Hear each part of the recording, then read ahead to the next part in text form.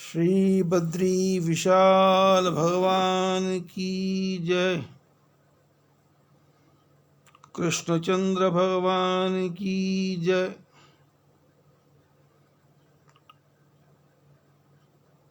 प्रभु कृपा, महापुरुषों का आशीर्वाद कि माघ मास का आज 6वां दिन है।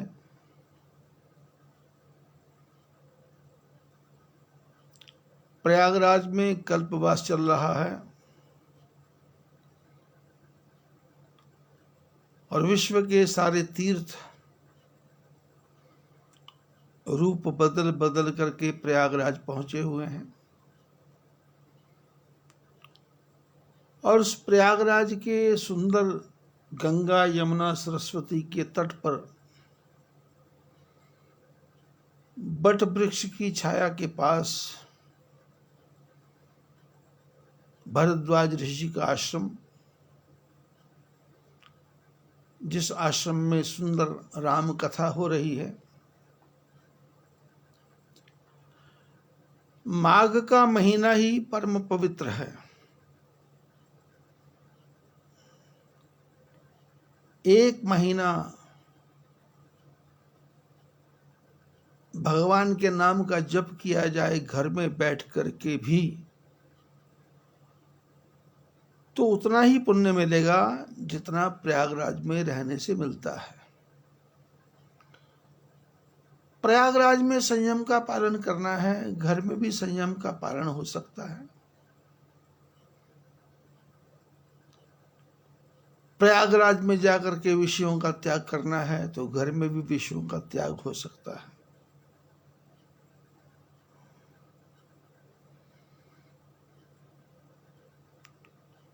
याज्ञवल्क्य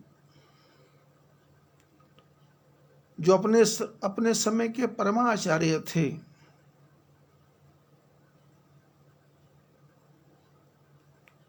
वो भगवान की कथा सुना रहे हैं।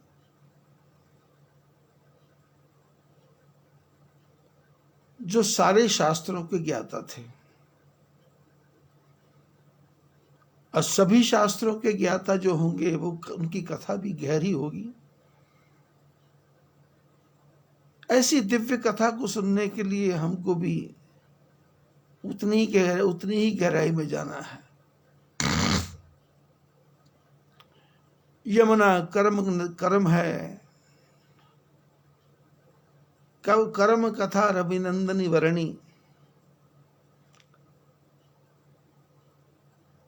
गंगा ज्ञान है,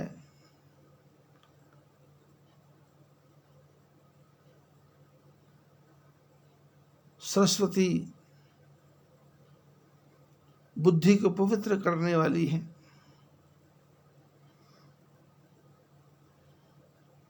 शंकर भगवान भी कहते हैं कि राम जन्म के हेतु आने का, और याज्ञवल्क्य भी यही कहते हैं कि हरि अनंत हरि कथा अनंता। हरि अनंत हैं, हरि कथा अनंत है।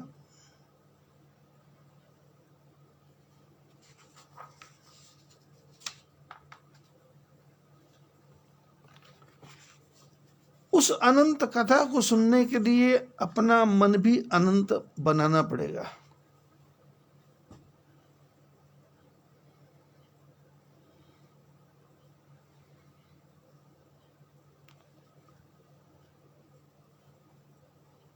शंकर भगवान ने अपने 2 गण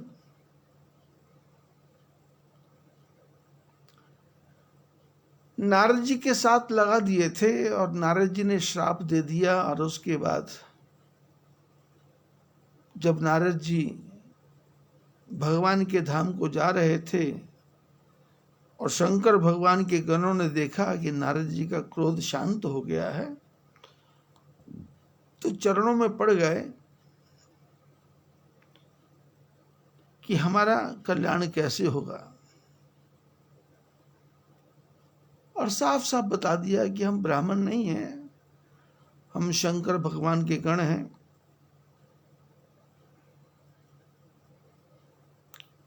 तो उस समय नारद जी तो महात्मा है। समय, परिस्थिति, माहौल के हिसाब से आदमी की वृत्ति बदल जाती है। कभी क्रोध भी आ जाता है, कभी आदमी मोह के बस में भी हो जाता है। यही हालत नारद जी की हुई। उस हालत को बनाने के पीछे भगवान विष्णु कारण थे।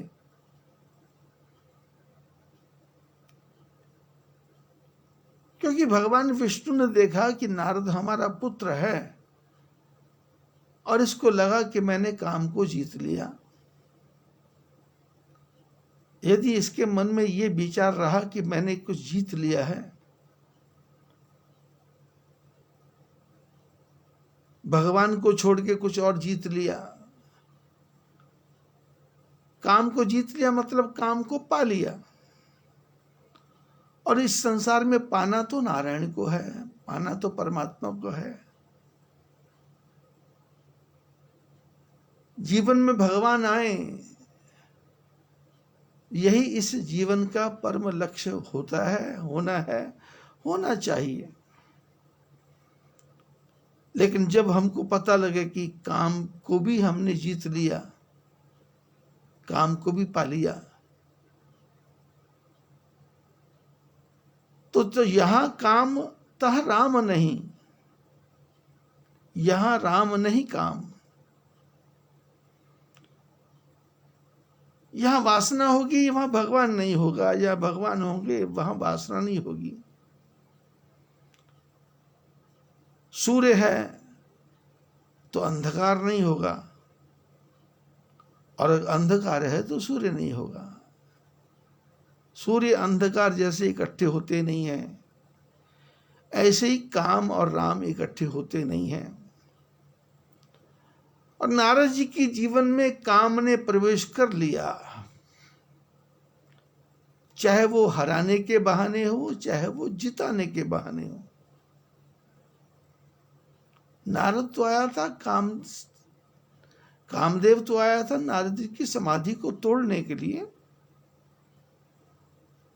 लेकिन समाधि टूटी नहीं। और समाधि नहीं टूटी तो जो काम बाहर बाहर था, वो काम नारद जी के मन के अंदर जाकर के बैठ गया। काम नारद जी के मन में बैठा, भगवान विष्णु को पता चला, तो भगवान विष्णु विचार करने लगे कि ये सब राम भक्ति में बाधक, ये तो राम की भक्ति में बाधक है, बच्चा हमारा है, भटक जाएगा, जीवन बर्बाद हो जाएगा, परमात्मा की भक्ति छूट जाएगी। तो उसके लिए भगवान ने बहुत बड़ा उपचार किया, रोग को दूर किया।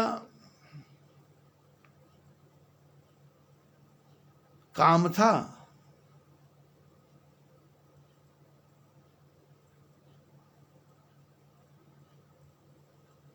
तो शास्त्रों में लिखा है, काम एष क्रोध एष लोभ एष समुद्भवः, कामः क्रोधः तथा लोभः तस्मात् एतत् त्रयं त्यजेत्। कामना आएंगी, कामना पूरी नहीं हुई तो क्रोध आएगा, और कामना पूरी हो गई तो लोभ आएगा। इसलिए शास्त्रों ने कहा, कामः क्रोधः तथा लोभः तस्मात् एतत् त्रयं त्यजेत्, इन तीनों को ही त्यागना है। नारद जी को लगता था कि मैंने काम को जीत लिया, और भगवान विष्णु ने विचार किया कि भाई इसको जब तक पूरे रियलिटी का, पूरी असलियत का ज्ञान नहीं होगा, तब तक ये सीधे रास्ते पे नहीं आएगा। तो फिर बहाने से भगवान विष्णु ने इस नारद जी के मन में से काम को भी निकाला, क्रोध को भी निकाला, लोभ को भी निकाला, मोह को भी निकाला और अहंकार को भी निकाला। और इस सब निकालने के बीच में नारद जी ने विष्णु भगवान को श्राप दे दिया। भगवान विष्णु को कोई बुरा लगा नहीं, क्योंकि माता पिता अपने बच्चे के जीवन को सुधारने के लिए बड़ी से बड़ी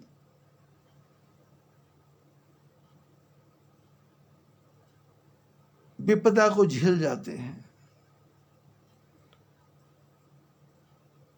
पैसा खर्च करना हो पैसा खर्च करते हैं, संपत्ति बर्बाद करना हो संपत्ति बर्बाद करते हैं, किसी के चरणों में झुकना हो तो किसी के चरणों में झुकते हैं, रात रात भर जागते हैं, दिन भर खाना नहीं खाते।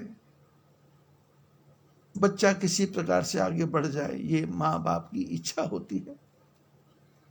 तो विष्णु भगवान तो परम पिता परमात्मा है। नारद जी ने श्राप दिया, विष्णु भगवान ने स्वीकार कर लिया और सब कुछ निकल गया। तो नारद जी फिर दोबारा वही पुराने नारद बन गए।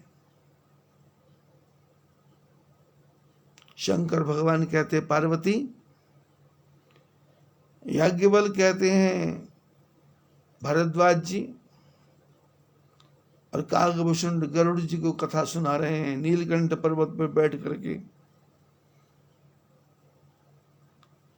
कि भगवान शंकर के गणों ने कहा हम ब्राह्मण नहीं हैं, हम भगवान शंकर के गण हैं, हमारा कोई भी उद्देश्य आपको नीचा दिखाने का नहीं था,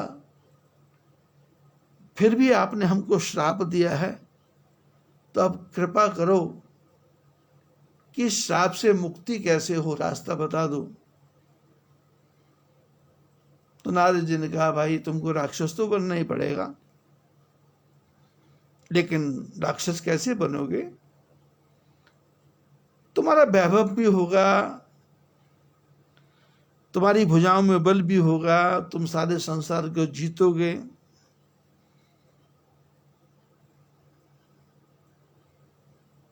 और तुम्हारे लिए विष्णु भगवान शरीर को धारण करेंगे, क्योंकि मैंने विष्णु भगवान को श्राप दे दिया है। समर मरण हरि नाथ तुम्हारा, समर मरण हरि हाथ तुम्हारा, होई हो मुक्त न पुनि संसार। युद्ध की भूमि में नारायण के हाथों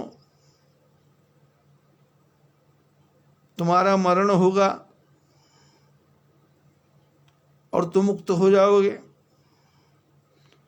चले युगल मुनि पद सिर नाई, भय निशाचर काल ही पाई। महात्मा जी के चरणों में प्रणाम करके भगवान शंकर के दोनों गण चले और समय आने पे राक्षस बन गए। एक कल्प यही हेतु प्रभु लीन मनुज अवतार, सुर रंजन सज्जन सुखद हरि भंजन भुवि भार। याज्ञवल कहते भरद्वाज जी, इस प्रकार से एक कल्प में भगवान नारायण ने मनुष्य का अवतार लिया, देवताओं की रक्षा की, सज्जनों को सुख दिया और धरती के भार को दूर किया। एहि विधि जन्म करम हरि के रे, सुंदर सुखद विचित्र घनेरे। कल्प कल्प प्रति प्रभु अवतरहि, चारु चरित नाना विधि करही। तब तब कथा मुनि सन गाई, परम पुनीत प्रबंध बनाई, विविध प्रसंग अनूप बखाने, करहि न सुनी आचरज सयाने। हरि अनंत हरि कथा अनंता, कहि सुनहि बहुविधि सब संता। रामचंद्र के चरित सुहाए, कल्प कोटि लगी जाहि न गाए।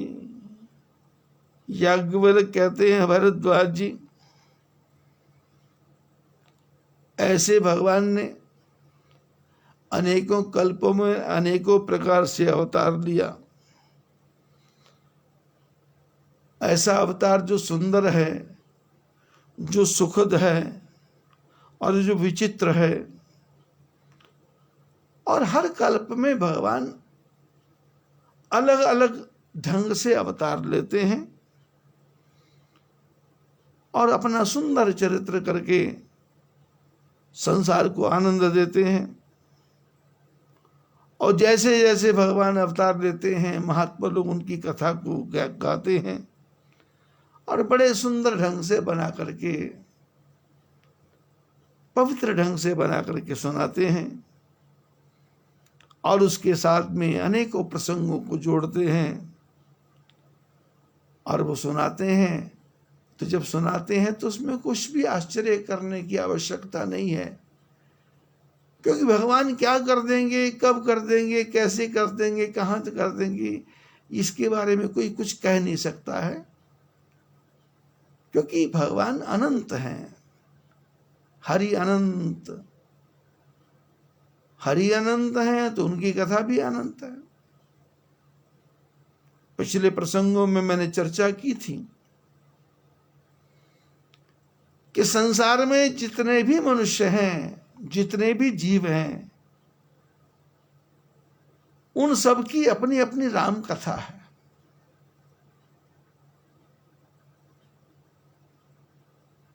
रमन्ते योगिनो यस्मिनिति रामः, योगी लोग जिसमें रमण करते हैं, मेरे अंदर भी वही राम रमण करते हैं, आपके अंदर भी वही राम रमण करते हैं, विश्व के हर प्राणियों में वही राम रमण करते हैं।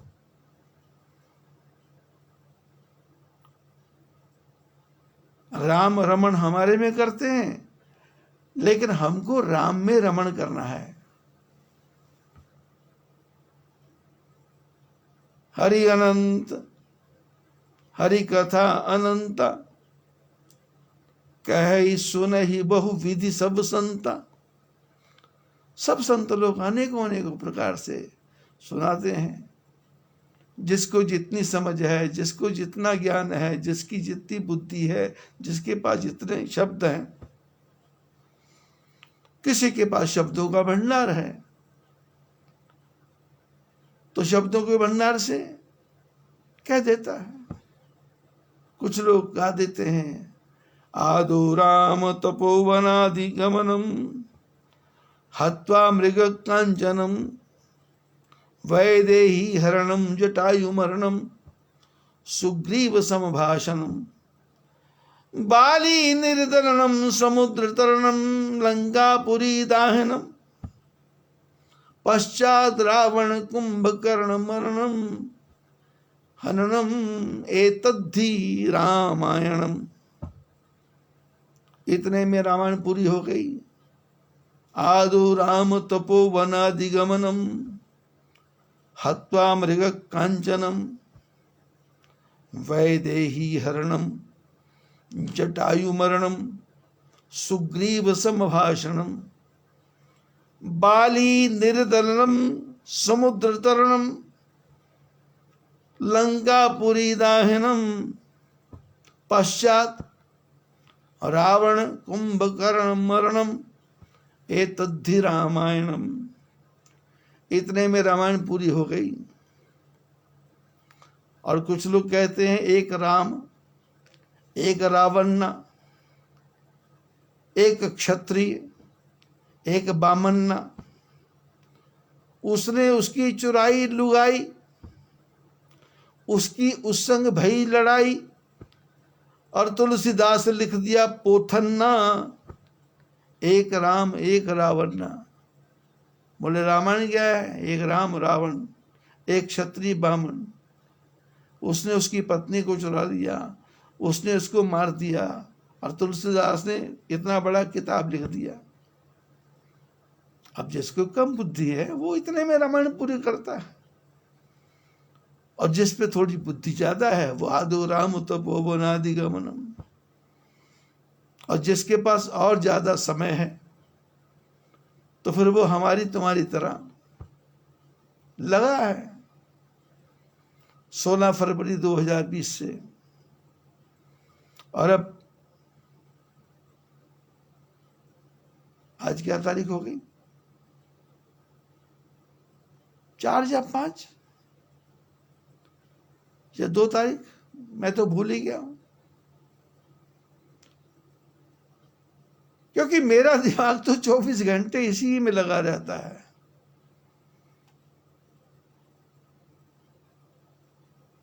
कि डुबकी लगा लगा के रामायण में से क्या शब्द खोजना है, और उसको किस प्रकार से सुंदर ढंग से व्याख्यान करना है। और कथा का उद्देश्य, जो मैं कथा कर रहा हूं उसका उद्देश्य ये नहीं है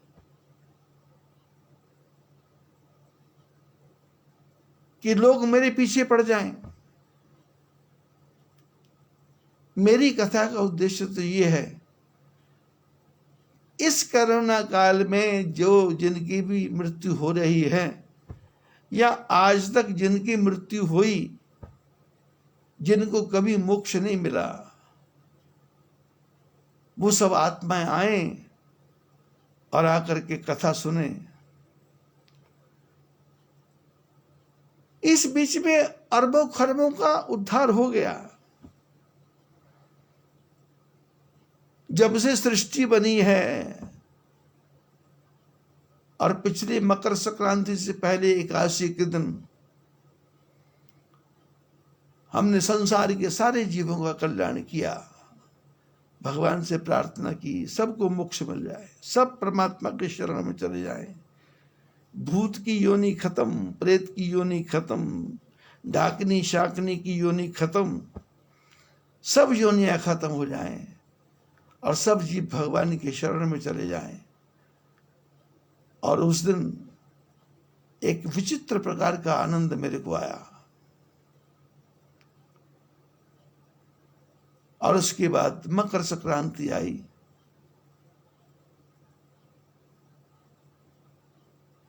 उत्तरायण सूर्य हो गया, तो दक्षिणायन में जितने भी जीवात्माएं जिनका देहांत हुआ था, जिनका देहावसान हुआ था कोरोना काल में तड़पते हुए, उन सबको भी मोक्ष प्रदान किया। परम पिता परमात्मा के आशीर्वाद से पिछली कथा में 10 महीने से मैं एक ही चर्चा कर रहा हूं, और अप्रैल से जो ज्यादा चर्चा करने लग गया। जब मैंने 100 साल का पंचांग मंगवाया तो उसमें कुछ नहीं मिला। फिर मैंने उससे पहले 100 साल का पंचांग मंगवाया तो 1918 का पंचांग में दिखाई दिया कि जो योग इस समय बने हैं, इस साल, इस वर्ष का राजा शनि और मंत्री सूर्य,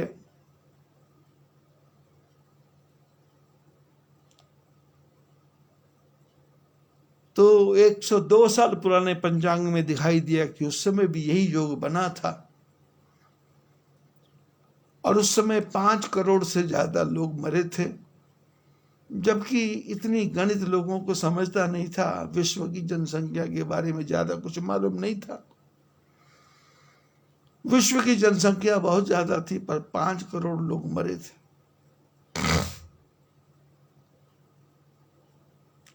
तो उसके अनुसार मैंने घोषणा की थी कि इस साल भी पूरे साल ऐसे ही होगा। जब चैत्र में नवरात्रे शुरू होंगे तो उसके पहले पहले कोरोना खत्म हो जाएगा, क्योंकि ये बीमारी नहीं है, ये शनि महाराज की कुदृष्टि है। और शनि को राजा बनाया ही इसलिए गया है कि संसार में बीमारी को फैलाओ, उत्पात मचाओ। और मंत्री बेचारा, पिता मंत्री बन गया, बेटा राजा बन गया, और उसका परिणाम आप सबके सामने है। अब विश्व के लोग चाइना में खोजते रहे, कुछ मिलने वाला नहीं है, क्योंकि कोरोना खत्म और 1.5-2 महीने के बाद है। आज वो दिखा, कोई आदमी मेरे पास आया था, बोले आज के केस 8,000 रह गए। तो मैंने कहा कोई बात नहीं, ठाकुर जी कृपा करेंगे, ये भी खत्म हो जाएंगे।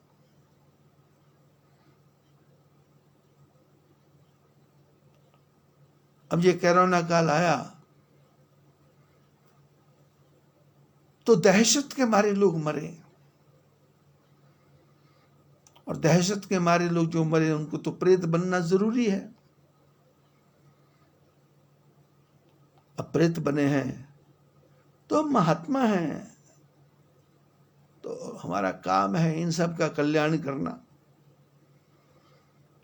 तो फिर योजना बनाई गई कि क्या काम करें, कुछ नहीं काम है, चारों तरफ कोई काम ही नहीं है, तो फिर क्या काम करें।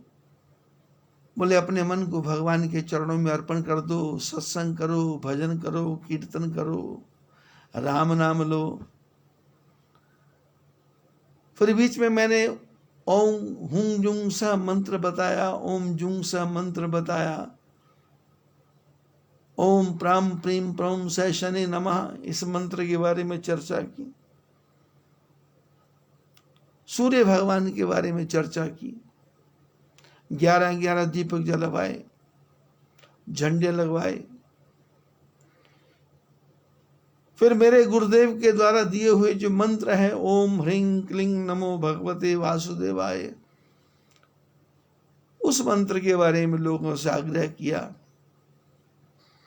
इसका 11 बार जप करो। कभी बोला 100 बार जप करो, कभी बोला 108 बार जप करो, और किसी को मैंने बोला 11 माला फेरो। लोगों ने मेरे आग्रह को स्वीकार किया, मालाएं फेरी। फिर बीच में हमने नवरात्रि बीच में आए तो हजारों ब्राह्मणों को वस्त्र दान, यथाशक्ति दक्षिणा दान, अन्न का दान दिया। और उन सब से जो भी पुण्य की प्राप्ति हुई, वो सारा पुण्य मैंने अपने पास नहीं रखा, वो सारा पुण्य मैंने, जिन लोगों के शरीर शांत हुए, वो सारा पुण्य मैंने उनके अर्पण कर दिया कि ये पुण्य आपको मिले। और एकादशी के जो भी व्रत बीच में रखे गए, उन सब का पुण्य भी इन दिव्यात्माओं को दे दिया गया।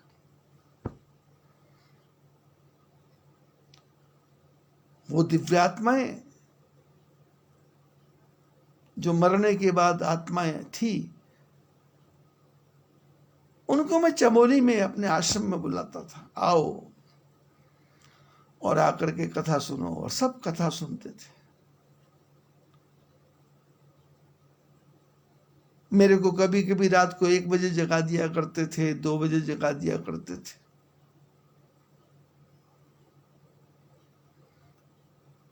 और कथा का सबको खूब आनंद आता था।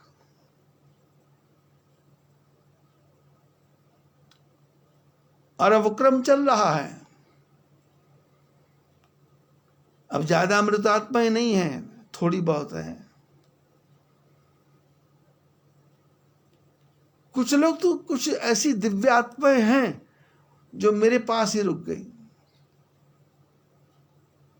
उनको कथा में आनंद आ रहा है। राम बुलावा देख के दिया कबीरा रोए, जो सुख साधु संग में सो बैकुंठ न होए। राम जी का बुलावा देख करके जो अच्छी आत्माएं हैं वो राम जी के पास नहीं जाना चाहती, वो कहती साधुओं का संग।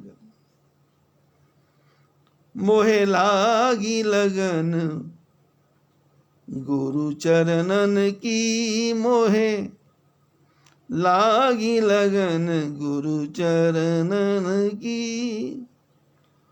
गुरु चरणन की हरि चरणन की, गुरु चरणन की हरि चरणन की। मोहे लागी लगन गुरु चरणन की। चरण बिना मोहे कछु नहीं भावे,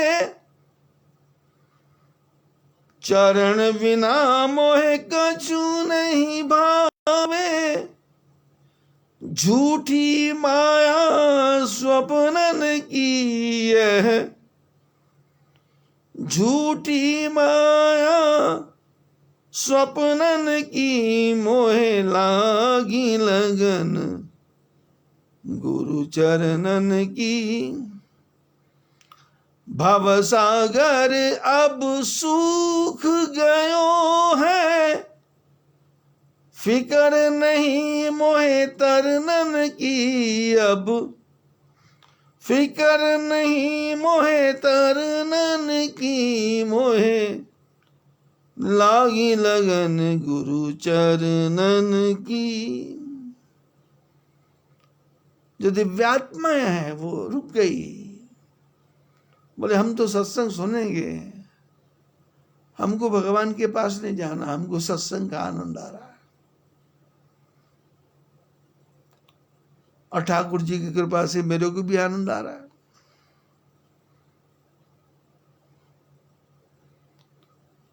आज रात को मैं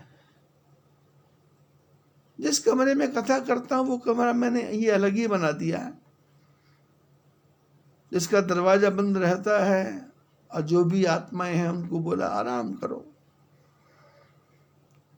तो संध्या के समय, शाम के समय 9 बजे मेरी दवाई भी इधर ही रहती है, तो उस दवाई को लेने के लिए मैं आया। तो जब दरवाजा खोला तो जो भी लोग थे, आत्माएं थी, वो उनको लगा कि शायद कथा शुरू होने वाली है, तो सावधान होगा सब। मैंने कहा चिंता, अभी कथा नहीं होगी भाई, अभी दवाई लेने आया हूं। तो पहले मेरे को दवाई ढूंढनी पड़ती थी, पर आज दवाई नहीं ढूंढनी पड़ी। 2 मिनट में ही जो भी दवाई थी उठाई, मैं लेके चला गया, दरवाजा बंद कर दिया। लेकिन उन्होंने क्या किया, मेरे को कहा कि आज तो कथा सुना दो, जल्दी से सुना दो। तो 3 बजे ही उन्होंने मेरे को बुला लिया कि सुनाओ कथा, और कथा का आनंद आ रहा है। याज्ञवल्क्य कहते हैं हरि अनंत हरि कथा अनंता, कहि सुनहि बहुविधि सब संता। रामचंद्र के चरित सुहाय, कल्प कोटि लगी जाई न गाए। याज्ञवल्क्य बोलते राम भगवान की कथा, चरित्र करोड़ों कल्प लग जाए तो भी सुनाए नहीं जा सकते। यह प्रसंग मैं कहाँ भवानी, हरि माया मोह मुनि ज्ञानी। शंकर भगवान कहते पार्वती, ये प्रसंग मैंने तुमको विस्तार से सुना दिया,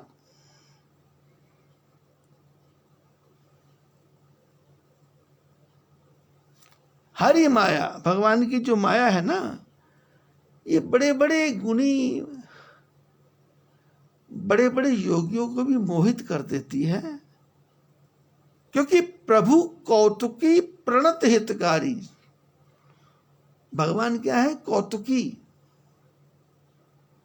कौतुकी मैंने जिसको सीधे शब्द में कहेंगे मदारी। कौतुकी मैंने पुतलियों को नचाने वाला। कौतुकी मैंने जो कौतुक करने वाला है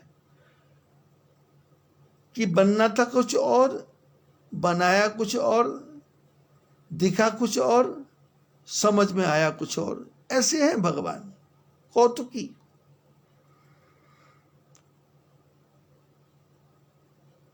क्या करना है पता नहीं, क्या होगा पता नहीं, क्या हो जाएगा पता नहीं, और कैसे होगा पता नहीं। सामने वाला आश्चर्यचकित रह जाता है कि हम सोचते थे ये होने वाला है, पर हो गया कुछ और ही। प्रभु कौतुकी। लेकिन भगवान कौतुकी तो है, पर कौतुकी ऐसे नहीं है कि कौतुक से दूसरे को दुखी करे। प्रणत हितकारी। जो भगवान की शरण में आ जाता है ना, उसका हित करते हैं वो,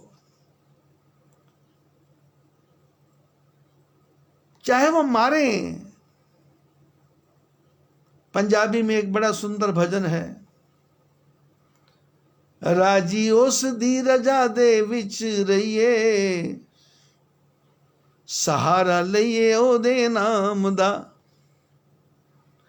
ओदी मार भी खुशी दे नाल सहिए, सहारा लइए ओदे नाम दा। बोले भगवान की राजी है हम उसी में जिसमें तेरी रजा है। यहां यूं भी वाह वाह है, यहां यूं भी वाह वाह है।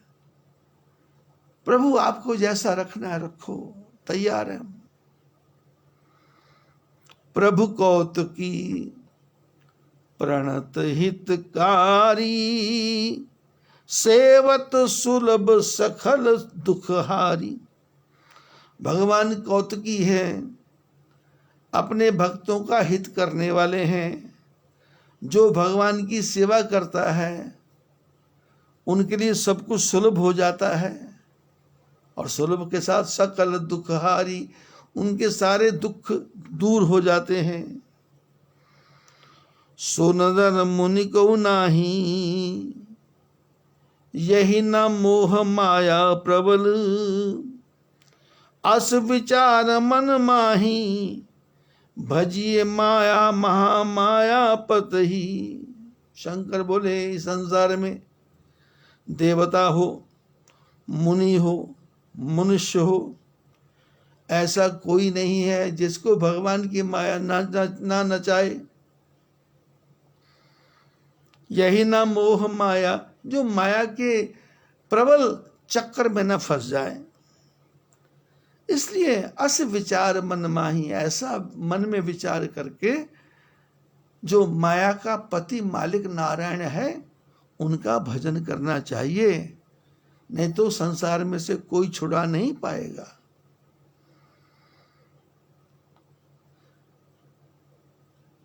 माया का पार पाना है तो मायापति का भजन करना पड़ेगा। अपर है तू सुन शैल कुमारी, कहूं कत विचित्र कथा विस्तारी, यही कारण अज अगुण अनुप्रा, ब्रह्म भयो कौशलपुर भूपा।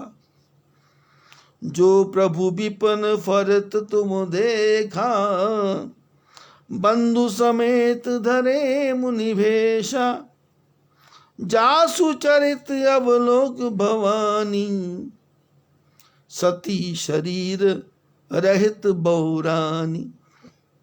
अजहु न छाया मिटती तुम्हारी, तासु चरित सुन भ्रम रुझारी, लीला कीन जो तही अवतारा, सो सब कहूं मति अनुसारा। शंकर भगवान कहते पार्वती तुम कथा सुनने में तेरी रुचि है तो मैं तेरे को और भी कथाएं सुनाऊंगा। ऐ शैलपुत्री हिमाचल की बेटी, तेरे को मैं विचित्र विचित्र कथाएं सुनाऊंगा, जिसके कारण से जो अज है, अगुण है, अरूप है, जो ब्रह्म है, वो कौशलपुर राजा के बेटे बने। और जिस नारायण को तुमने जंगल में घूमते हुए देखा था,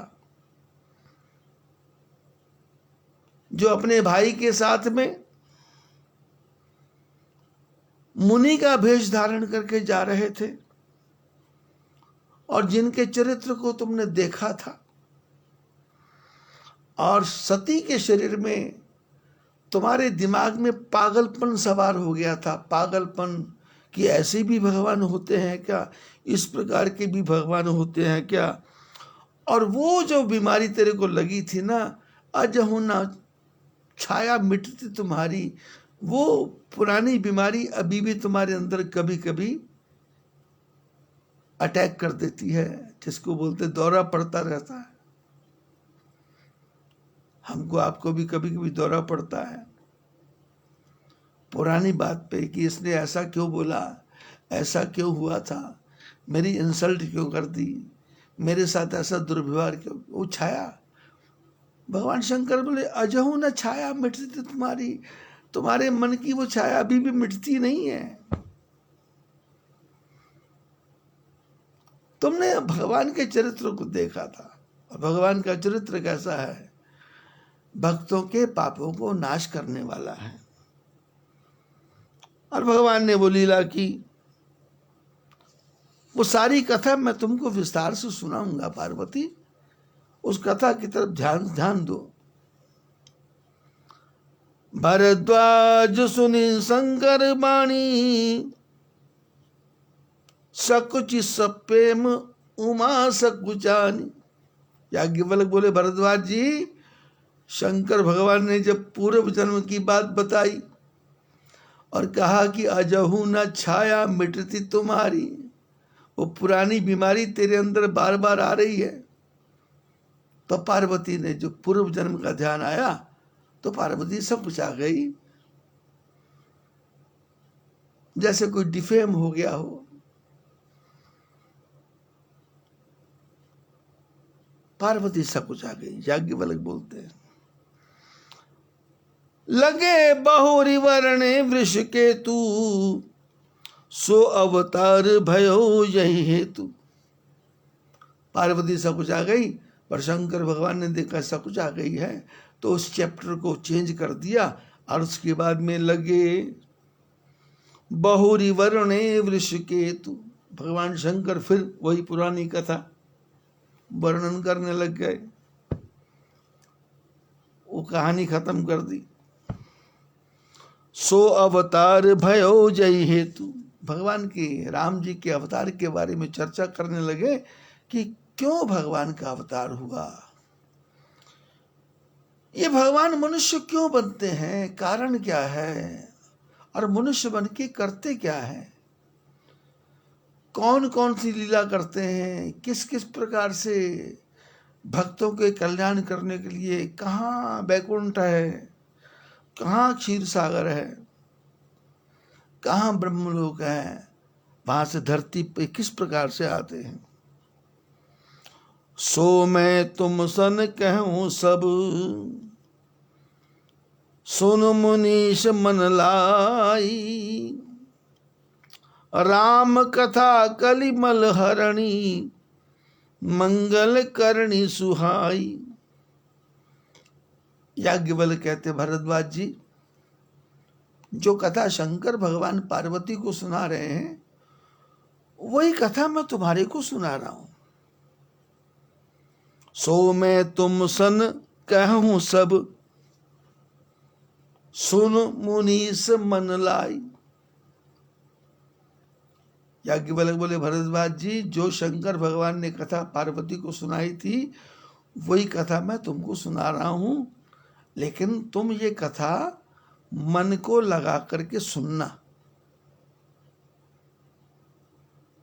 मैं आप सब लोगों को क्या बोलता,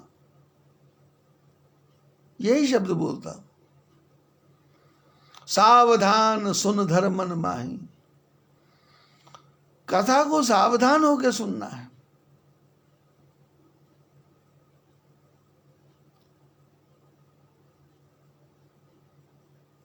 आज से 30, 35, 40 साल पहले जब मैं सिलीगुड़ी से करसंग गया था, वहां पर शिव कुमार जी चाचान और उनकी धर्मपत्नी नारायणी देवी चाचान, अग्रवाल परिवार वो कथा सुनते थे। तो उनके पास एक टेप रिकॉर्ड था सोनी का, तो टेप किया करते थे। तो वो कथा मेरे को सुनाते थे, पर मेरे को ज्यादा रुचि नहीं होती थी। वो सुनते थे, आनंद आता था। जब अमरावती में गए तो रामगिरी होटल इंटरनेशनल वाला परिवार, गिरजाशंकर जी जायसवाल और उनकी धर्मपत्नी राम प्यारी, जिनके नाम पे उनके पुत्रों ने होटल बनाया रामगिरी, गिरजाशंकर का गिरी ले लिया और राम प्यारी का राम ले लिया, तो रामगिरी नाम से होटल बनाया। अब दोनों पति पत्नी तो बैकुंठ में हैं, लेकिन उस समय उनके जो बेटे थे, जिनको बाबू बाबू कहते हैं, अब नाम तो हमको पता नहीं है, पता भी है तो फिर दिमाग से उतर जाता है। वीरेंद्र नाम है, वीरेंद्र। 4 भाई हैं, सोनील है, मनोज है, वीरेंद्र है और नरेंद्र है। 4 भाई 4 बहनें। तो वो सारे भाई बहन कथा सुनने आया करते थे टेप रिकॉर्ड लेकर के, वो भी टेप से सुनते थे।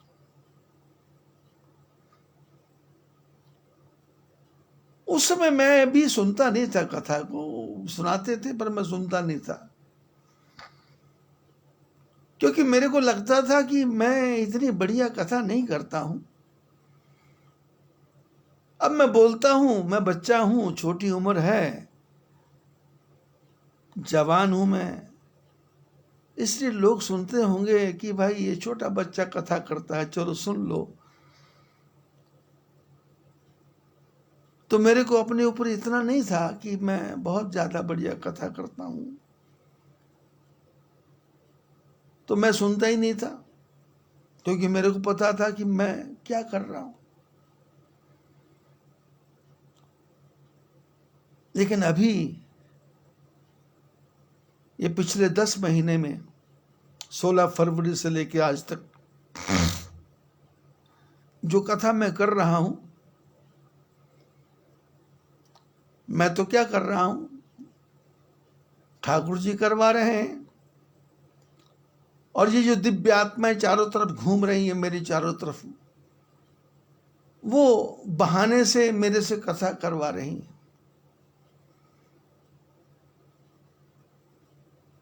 कभी कभी फोन से लोगों से बात होती है तो लोग बोलते कथा में खूब आनंद आ रहा है।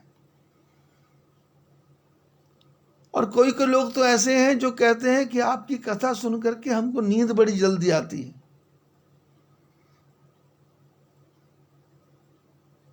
तो मैंने भी सोचा मैं अपनी कथा जो मैं कर रहा हूं, राम कथा, वो सुनूं। तो 1-2 बार मैंने सुना तो मेरे को भी खूब आनंद आया। और कथा करते करते मेरे को विचार आया कि ये कथा मैं बोलता हूं क्या, ये शब्द मेरे हैं क्या, ये विचार मेरे हैं क्या, ये सचमुच मैंने ऐसा बोला होगा क्या। और मेरी हालत भी वही हो जाती है। जो लोग बोलते हैं कि आपकी कथा सुनते सुनते नींद आ जाती है, तो मेरे को भी जब सोना होता तो मैं अपनी कथा लगा के बैठ जाता हूं और मैं सो जाता हूं। लेकिन जब कथा सुनता हूं तो एक दिव्य आनंद की प्राप्ति होती है, आत्मसंतुष्टि होती है, आत्म शांति मिलती है। और वही याज्ञवल्क्य कहते हैं भरद्वाज जी से कि सुनो मुनि से मन लाई, मन लगा के सुनना है, सावधान सुन धर मन माही। जो कथा बोल रहे हैं वो एक बार सुनने से आनंद नहीं आएगा, उसको बार बार सुनना पड़ेगा, बार बार सुनना पड़ेगा। क्योंकि वक्ता के जो शब्द हैं उन शब्दों के पीछे रहस्य क्या है, उसने किस परिप्रेक्ष्य में बोला है, किस सिद्धांत के अनुसार बोला है, क्या वो ठीक से कहना चाहता है, हमने क्या पकड़ा, हमने क्या समझा। ये जब तक गहराई में नहीं जाएंगे तब तक कथा समझ नहीं आएगी। फिर तो राम एक रावण ना, एक क्षत्रिय एक बामन्ना वाली कहानी हो जाएगी। शंकर भगवान कहते हैं सो मैं तुम सन कहूं सब, सुन मुनीस मन लाई, और राम कथा कलिमल हरणी, मंगल करणी सुहाई। राम कथा क्या है? कलयुग के पापों को नष्ट करने वाली है। मैं जो नित्य प्रति बोलता हूं कि जितने भी लोगों की मृत्यु हुई है उन सब के मोक्ष के लिए मैं ये कथा कर रहा हूं। इसमें कोई यजमान नहीं है, इसमें कोई पैसा नहीं है, इसमें कोई धन नहीं है, इसमें कोई योग नहीं है। बस इसमें एक ही है, आओ सुनो और भगवान के चरणों में चले जाओ। कलिमल हरणी, मंगल करणी, कलिमल हरणी, तुलसी कथा रघुनाथ की। ये भगवान की कथा क्या मंगल करने वाली है और कलयुग के पापों को हरने वाली है।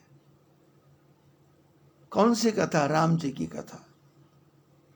राम कथा कलिमल हरणी, मंगल करणी सुहाई। ये कलयुग के पापों का नाश कर देगी, मोक्ष कर देगी और मंगल करने वाली है। मंगल क्या है? भगवान के चरणों में पहुंच जाए। मंगल करणी सुहाई, ये मंगल करने वाली है। याज्ञवल्क्य कहते हैं एक राजा हुए स्वयंभु बनु, उनकी पत्नी का नाम शत्रुपा था, जिन्होंने इस संसार का निर्माण किया। मनुष्य ने जिन ते भय नर सृष्टि अनु, ये जिनके कारण ये सारी सृष्टि बनी उनके का एक ही है, मनु शत्रुपा। मनु मानव, शत्रुपा कैसे थे पति पत्नी? दंपति धर्म आचरण नीका, दोनों पति पत्नी धार्मिक थे और आचरण क्या? सुंदर आचरण, शब्दों का चयन अच्छा, वाणी का व्यवहार अच्छा, दूसरों को मान देना, सम्मान देना, मीठी भाषा बोलना, कड़वी भाषा का कभी उच्चारण नहीं करना।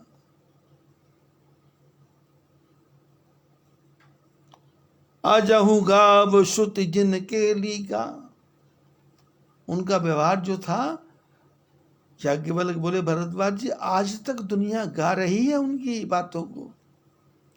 कैसे थे मनु, कैसे थे शत्रुपा? काम अच्छा कर लो, अच्छी जिंदगानी आपकी, लोग भी सीखें सबक सुनकर कहानी आपकी। ऐसा संसार में काम करके जाओ। छोटी सी जिंदगी है,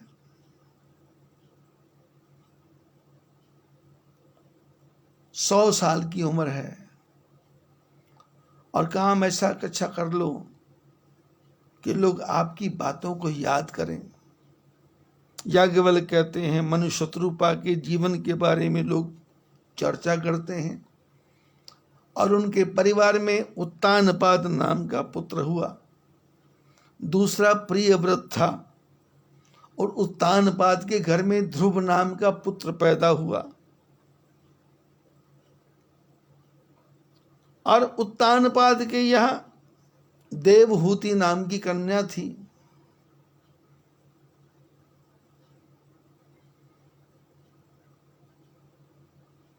लघुसुत राम नाम प्रियव्रत ताही, देवहूति पुनिता सुकुमारी। उनकी बेटी देवहूति थी जिनका विवाह कर्दम ऋषि से हुआ और कर्दम ऋषि के यहाँ कपिल भगवान ने अवतार लिया। कपिल भगवान ने अवतार लिया। कौन से कपिल भगवान? जिन्होंने सांख्य शास्त्र का निर्माण किया। और सांख्य शास्त्र तत्व विचार निपुण भगवान, जो भगवान के जो तत्व को जानने वाली बातें करते थे। रियलिटी क्या है, फैक्ट क्या है, सिद्धांत क्या है, केमिस्ट्री क्या है, प्रैक्टिकल क्या है, वो सब समझाते थे। वो कपिल क्या थे? आदिदेव।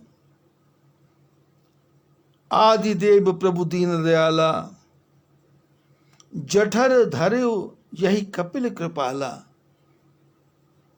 मां के गर्भ में वो आए और सांख्य शास्त्र का निर्माण किया। तही मनुराज कीन बहु काला, प्रभु आयसु सब विधि प्रतिपाला। उस मनु महाराज ने सुंदर राज्य किया। शत्रुपा ने उनका साथ दिया। और राज्य कैसे किया? विधि विधान से किया, अपनी इच्छा से नहीं, जैसा शास्त्रों ने कहा था उस प्रकार से किया। और राज्य करते करते बुढ़ापा आ गया।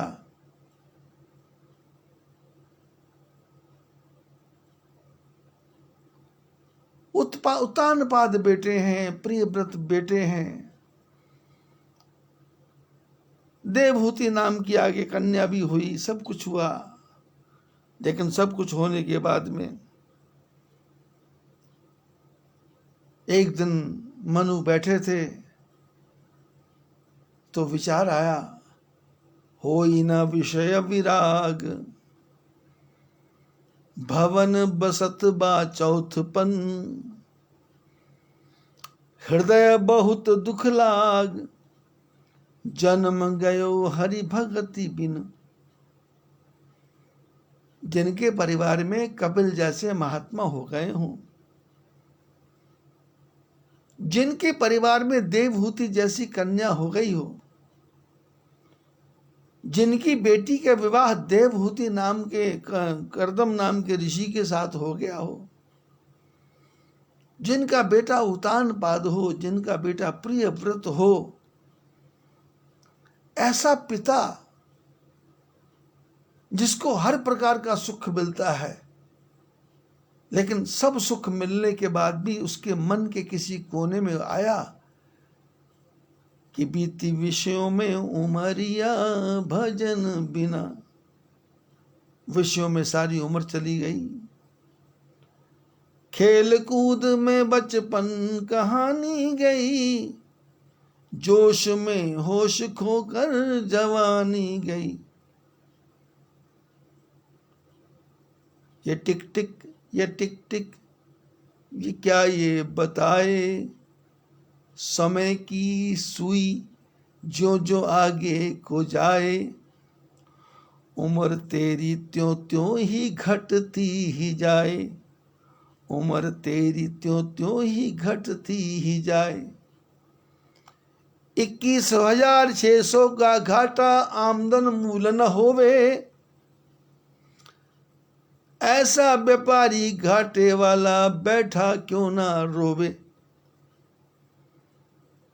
रोज 21,600 श्वास का घाटा हो रहा है, प्रॉफिट तो हो ही नहीं रहा। जब से पैदा हुए हैं रात दिन 21,600 रोज चले जाते हैं।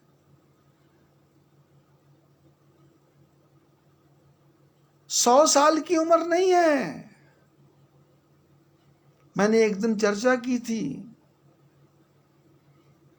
श्वास धीरे लोगे उम्र बढ़ेगी, श्वास जल्दी लोगे उम्र कम होगी। उम्र की गिनती वर्षों से नहीं है, उम्र की गिनती श्वासों से है।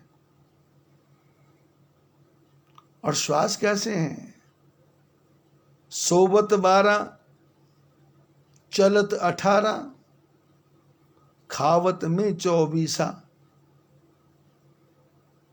सोते सोते 12 सांस आते हैं, कोई क्रिया नहीं है। और चलने लगो तो 18,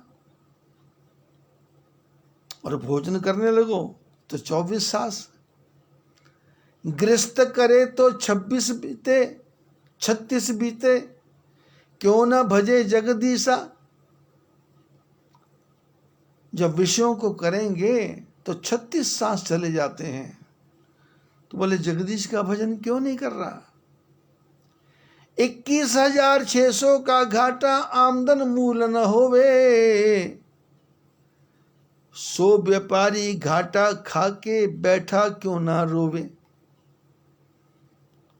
21,600 श्वास जा रहे हैं, और यदि ज्यादा विषय करेंगे तो 26,000 श्वास भी चले जाएंगे।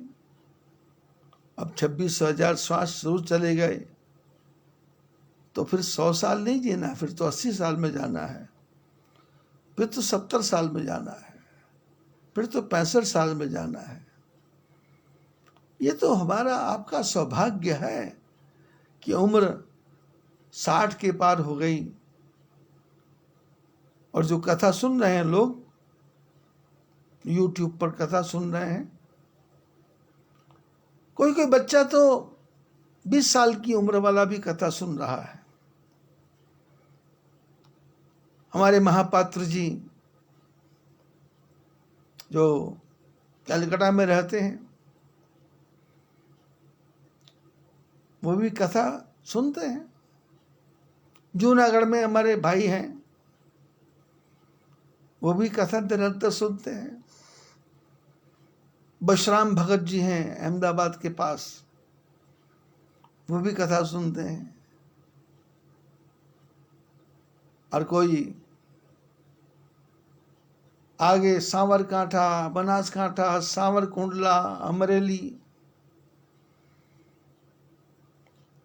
कुछ लोग लुधियाना के हैं, कुछ लोग कपूरथला के हैं, कुछ पंजाब के हैं, कुछ हिमाचल के हैं।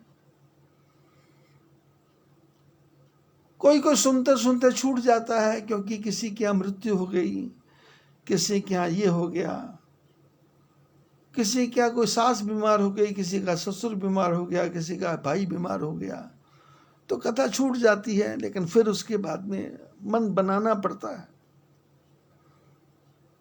अब कौन कौन कथा सुन रहा है पता ही नहीं। नामक ग्याल जी हैं, वो YouTube पर सुन रहे हैं। गैंगटॉक से रत्न कुमार जी बसनेत, लाल बहादुर छेत्री, सिलीगुड़ी से चाचान परिवार,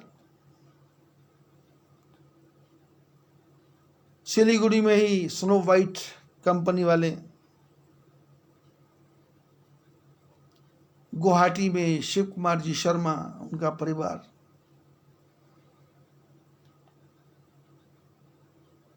और अकोला में मिश्रा परिवार शाम को टीवी के ऊपर लगा लेता है, पूरा परिवार बैठ जाता है 2 घंटे के लिए। लोग आनंद के साथ कथा सुनते हैं, और एक एक बार में नहीं, 2-2 बार, 3-3 बार, 4-4 बार सुनते हैं। और कथा का रहस्य तभी समझ में आएगा जब सावधान सुन धर मन माही, सावधान होकर सुनना है और मन के अंदर धारण करना है। परम पिता परमात्मा से प्रार्थना कि हमारा आपका मन लगा रहे और जीवन की यात्रा पूर्ण हो और हम सब लोग 100-100 साल जिए और जितने वर्ष भी जिए हमको बिस्तर पर ना पड़ना पड़े, हमको दूसरों की से सेवा ना करवानी पड़े, हम दूसरों की सेवा करते रहें।